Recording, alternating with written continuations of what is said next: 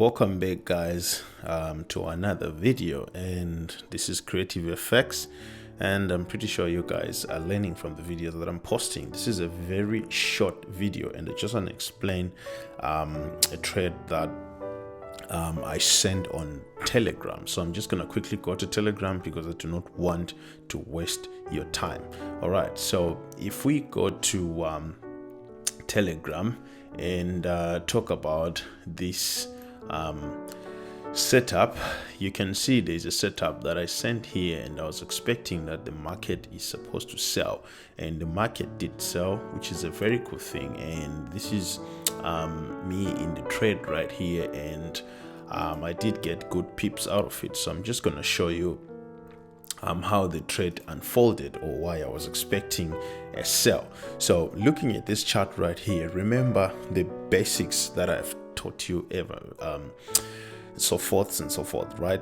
It's that we are supposed to count levels from the highest point of the peak. So in this case right here, the highest point of the peak is actually this one. All right, however, I'm not gonna count levels from here. I'm gonna start counting levels from this point. All right, so I know some of you might be wondering, why is it counting from that point and not this point? So all this move that you see here, it's gonna be an explanation for another day when we do our live Facebook session, which is going to be coming pretty soon. But I'm going to start from here, so just buckle up and listen to what I am going to say. All right, so now looking at this, this is how you could have traded this pair. All right, so all you needed to do was to mark this as your peak formation. All right, so in this case,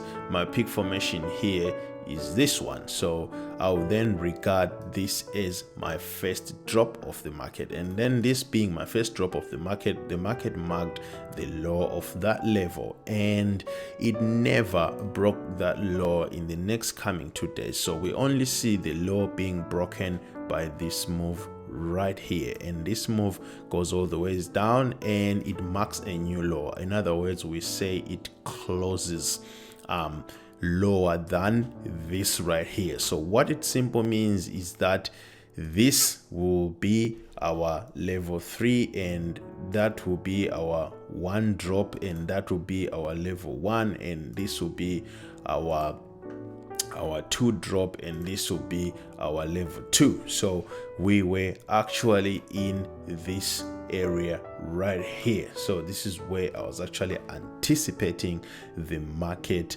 to sell. All right, so let's look at how then this trade unfolded.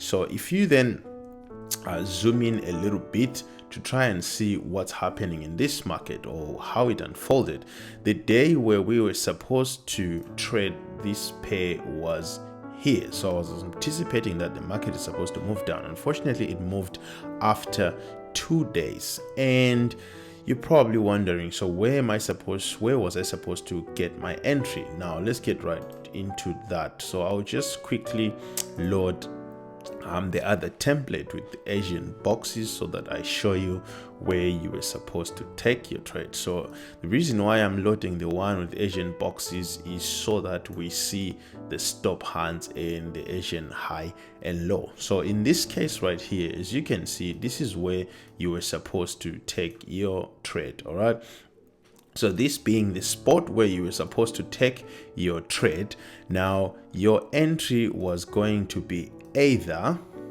at the close of 13 EMA here, or at the close of 13 EMA here. So you actually had 2 entries. Either you're going to take one there, or you're going to take one there. All right, so either way your entries were going to work.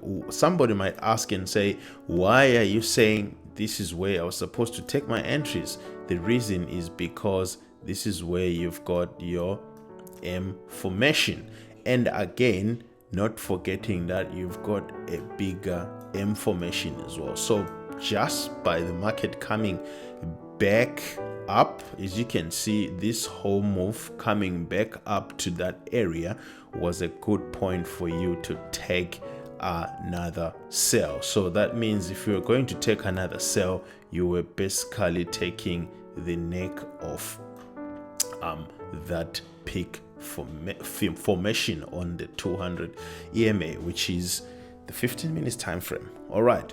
So now the market didn't move, and on the following day, then we were anticipating what's going to happen in the market. So if we look on the next day, then the market, remember, it had marked the high of the day right here. So see how the market respected the high of the day. So this was the high of the day right there. All right, so this being the high of the day, see how the market respected that high.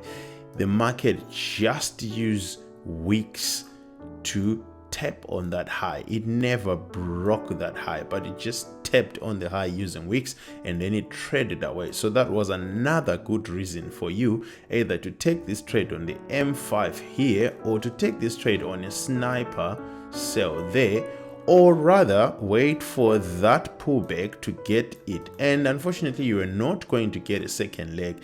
The reason being, the market already gave you a setup on the previous day and decided not to move. All right, so it means on the following day, it's either it was going to be a straightaway trade, or they're just going to throw in a stop hand and then move away, which is exactly what they did.